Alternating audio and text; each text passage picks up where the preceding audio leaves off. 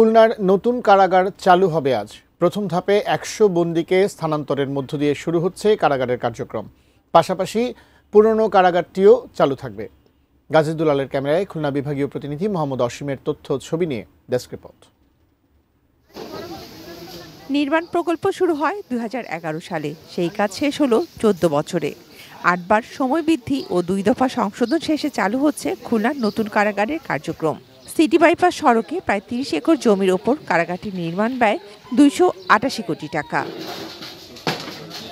নতুন কারাগারে মোট স্থাপনা ৫৭, হাজতি, কয়েদি ও সাধারণ বন্দীদের জন্য ১১টি ভবন। সাজাপ্রাপ্ত, বিচারাধীন ও সাধারণ বন্দীদের পাশাপাশি কিশোর কিশোরী, মৃত্যুদণ্ডপ্রাপ্ত, ভিআইপি ও নারীদের জন্য ব্যারাক। শিশু সন্তান সহ নারী বন্দীদের জন্য রাখা হয়েছে আলাদা ওয়ার্ড ও ডে কেয়ার সেন্টার। বন্দীদের জন্য এখানে আন্ডার ট্রায়াল ব্যারাক।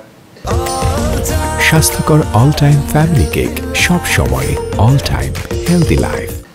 ৬ তলা বিশিষ্ট এখানে 3টা আন্ডার ট্রায়াল ব্যারাক আছে, কনভিক্টেড ব্যারাক আছে, কিশোর সংশোধনাগার আছে, মহিলাদের জন্য আলাদা এমআই ইউনিট আছে, কন্ডেম সিকিউরিটি সেল আছে।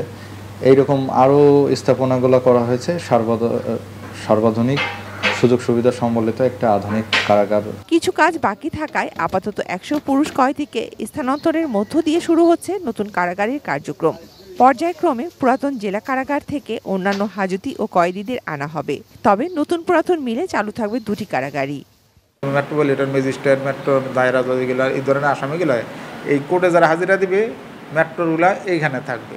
আর জেলার আরও আপনার যে 9টা উপজেলা আছে সারা জেলার মধ্যে, বাকিগুলো আপনার ওই যে নতুন জেলা থাকবে।